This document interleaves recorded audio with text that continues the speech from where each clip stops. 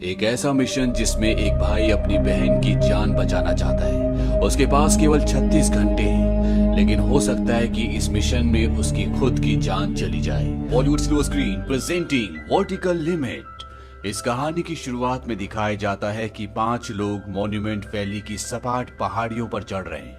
ये पहाड़ियां बहुत ही खतरनाक होती है।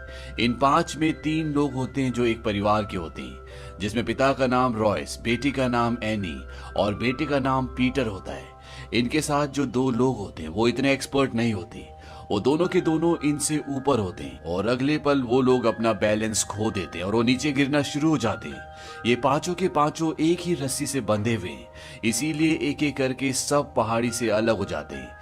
और अब ये पांचों के पांचों एक रस्सी पर लटके हुए और ये रस्सी इन पांचों का भार नहीं उठा सकती।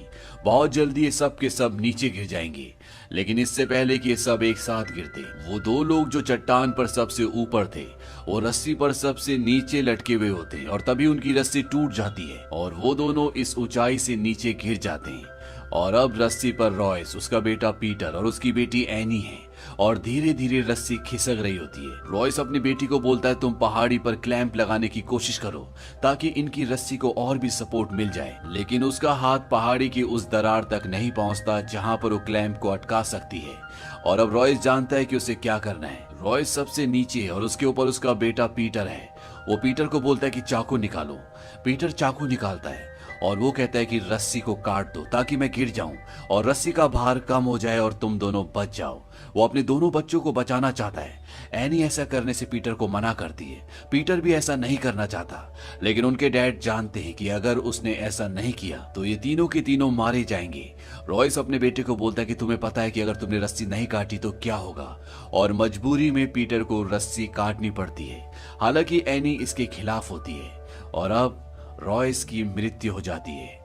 रॉयस ने अपने बच्चों को बचाने के लिए अपना बलिदान दे दिया और 3 साल बाद ये दिखाया जाता है कि पीटर उस घटना के बाद कभी पहाड़ नहीं चढ़ा।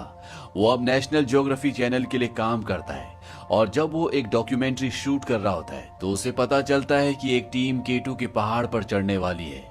K2 दुनिया की दूसरे नंबर की सबसे ऊंची पहाड़ी है और उसे ये भी पता चलता है कि इस टीम में एनी भी है, यानी कि उसकी बहन भी इस टीम में है। उसकी बहन अब एक बहुत ही फेमस पर्वतारोही है, उसका बहुत नाम है और वो अपनी बहन से मिलने जाता है।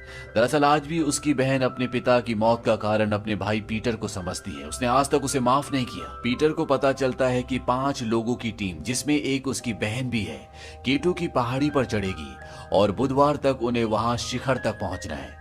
इन 5 में एक आदमी है जिसका नाम है एलियट वैंग, जो कि बहुत अमीर आदमी है और उसने एक एयरलाइंस खरीदी है और बुधवार को जब वो शिखर पर होगा तो उसकी एयरलाइंस की पहली फ्लाइट K2 की पहाड़ी के ऊपर से गुजरेगी और उस वक्त वो वहां पर होगा। ये एक तरह का उसकी एयरलाइंस का प्रचार है जिसके लिए वो सबको अच्छे खासे पैसे देगा।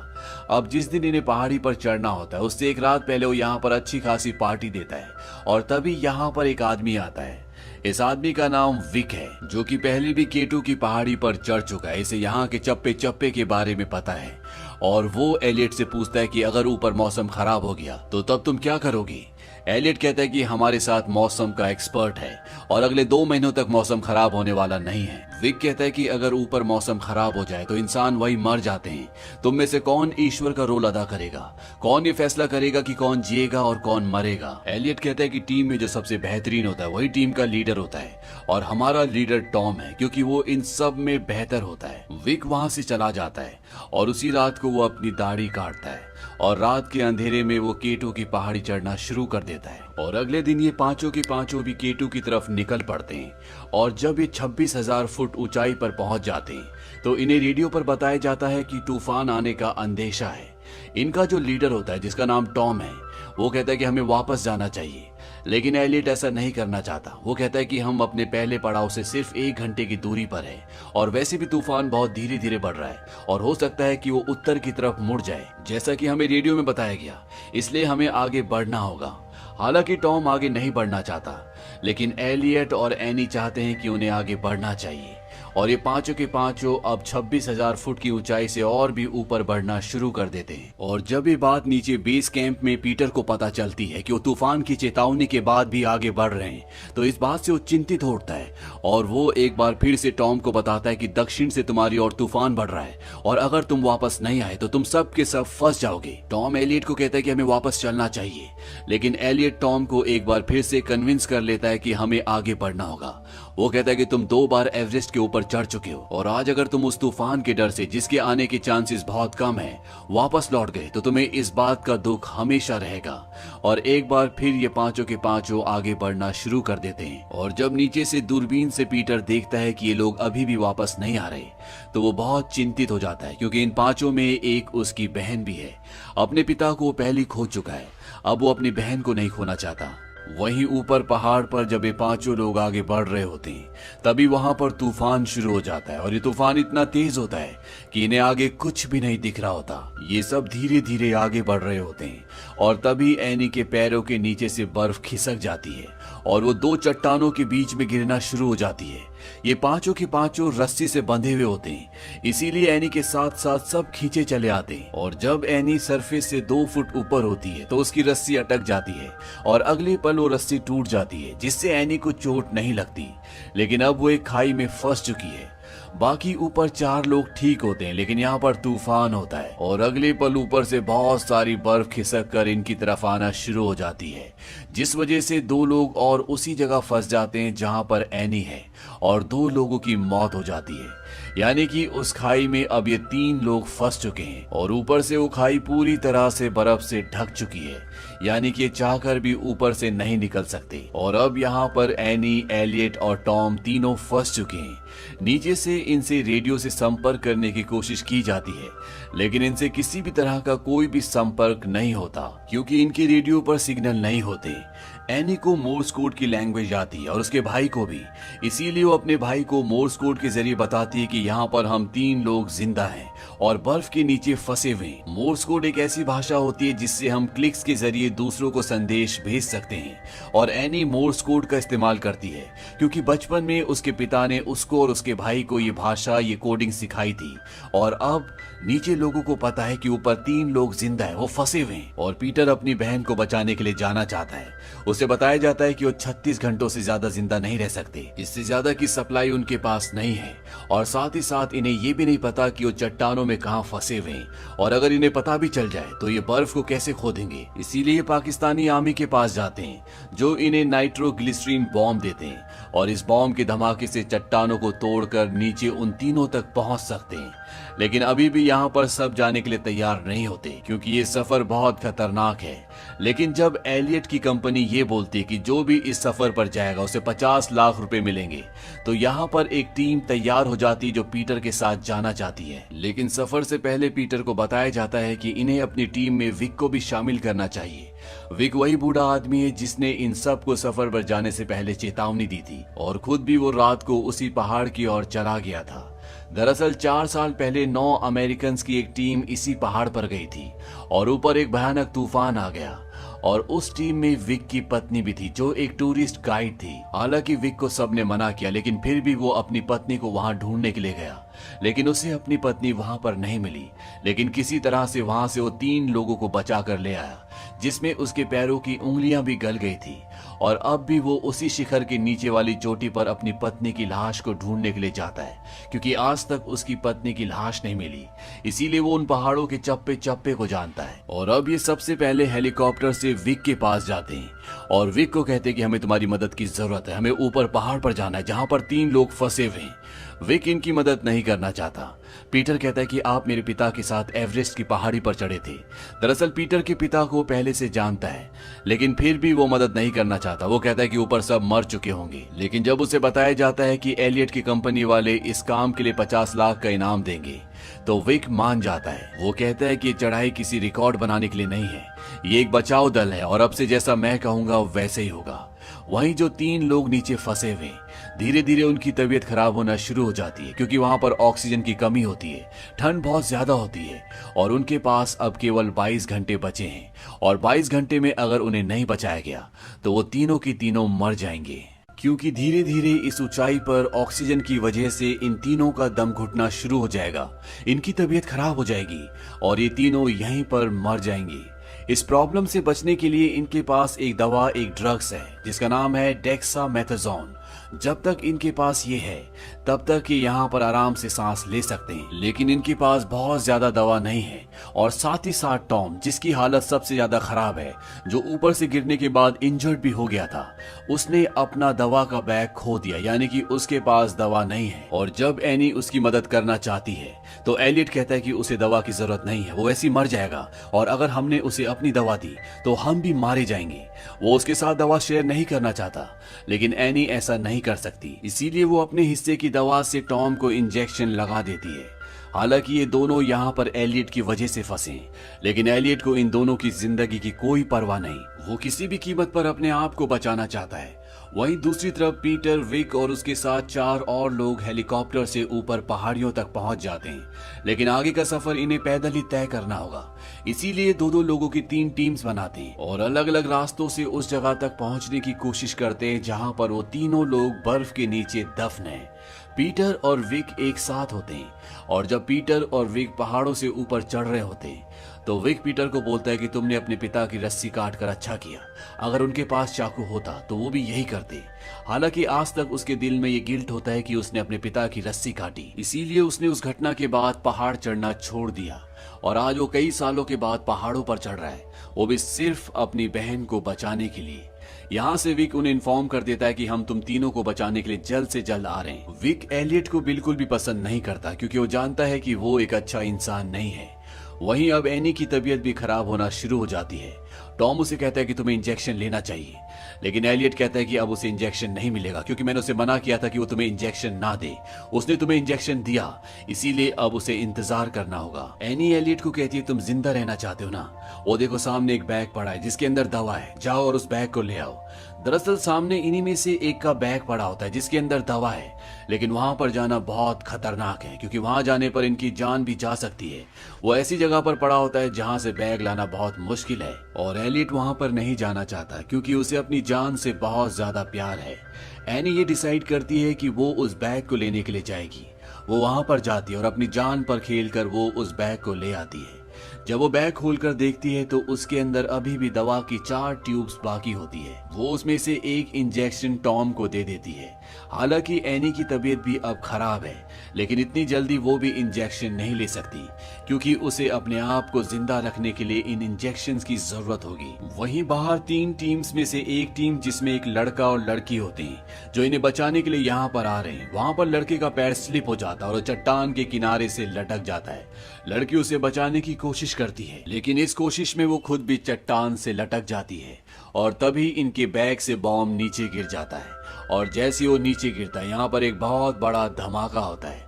हालांकि इस धमाके में दोनों की जान बच जाती है। वो वापस ऊपर चला जाता है और तभी एक बर्फ का सैलाब उसकी तरफ आता है जो उसे अपने साथ बहा कर ले जाता है और उसकी मौत हो जाती है। लड़की की जान बच जाती है क्योंकि उस वक्त वो चट्टान पर लटकी हुई थी और कुछ ही देर बाद वो पीटर तक पहुंच जाती है। अब यहाँ पर बहुत बड़ा धमाका हुआ होता है, इसीलिए नीचे आर्मी इन्हें ऊपर इन्फॉर्म करती है कि इस बॉम्ब को धूप में मत रखना, नहीं तो ये अपने आप ही फट जाएगा।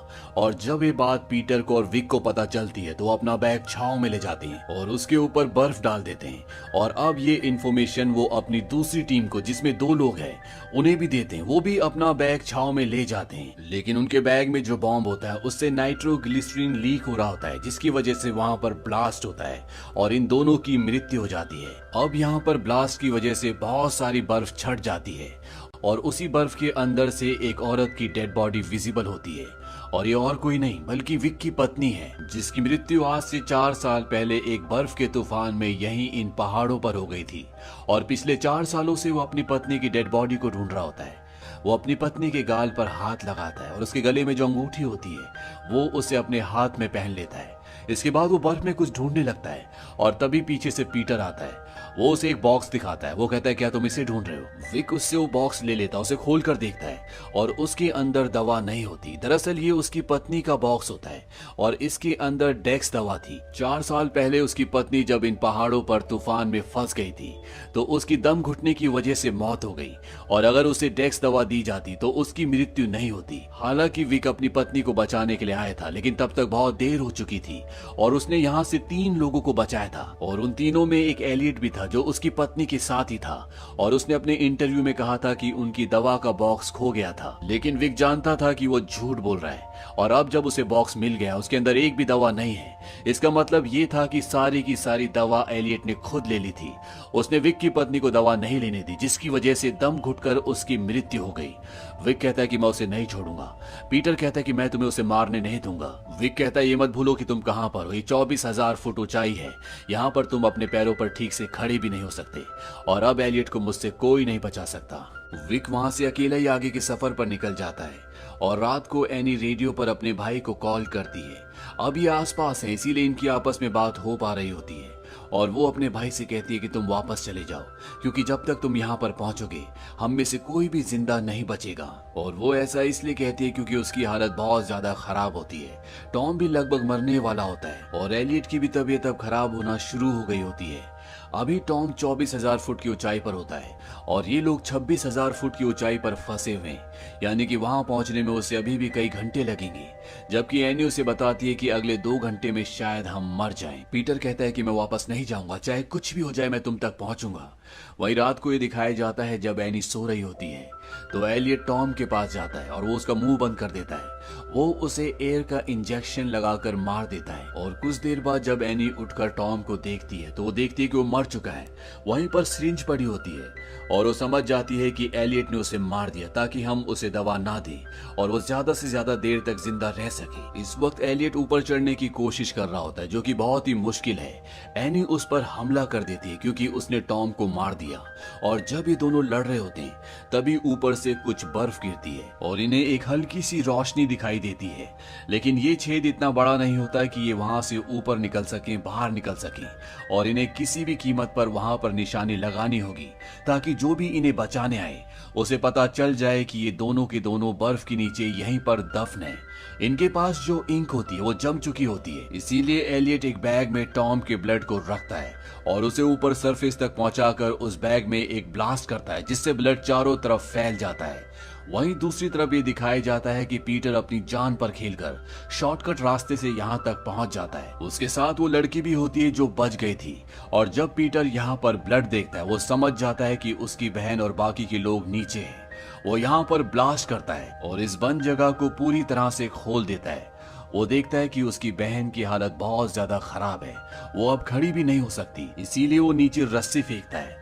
एलियट उसकी बहन को रस्सी पर बांध देता है लेकिन उसे खींचना इतना आसान नहीं है। वो धीरे धीरे उसे ऊपर खींचने की कोशिश करता है और तभी जिस रस्सी की सपोर्ट से पीटर और लड़की उसकी बहन को खींच रहे होते हैं उसका जो हुक होता है वो निकलना शुरू हो जाता है। लेकिन इससे पहले कि वो हुक निकलता उसे पैर से कोई दबा देता है और ये विक होता है। विक भी यहाँ पर पहुंच चुका है। विक एनी को वापस नीचे रखता है और वो खुद नीचे जाने लगता है। पीटर उसे मना करता है। पीटर को पता है कि वो एलियट को मार देगा। विक नीचे जाता है। एलियट उस पर हमला करता है क्योंकि वो जानता है कि विक को पता है कि उसकी पत्नी की मौत का कारण वही है और वो उसे यहाँ पर मार देगा। लेकिन विक उसे मारता नहीं है बल्कि उसकी कमर पर हुक लगा देता है, यानी कि उसने उसे नहीं मारा, हालांकि उसके पास मौका भी होता है। और अब ये सब के सब एक ही रस्सी पर बंधे हुए और पीटर धीरे धीरे अपनी बहन को खींचना शुरू करता है। लेकिन इससे पहले कि उसकी बहन ऊपर पहुंचती, जिस जगह पर विक और एलियट खड़े होते हैं वो पूरी की पूरी नीचे धंस जाती है और नीचे बहुत गहरी खाई है और अब ये चारों के चारों एक ही रस्सी पर लटक चुके हैं।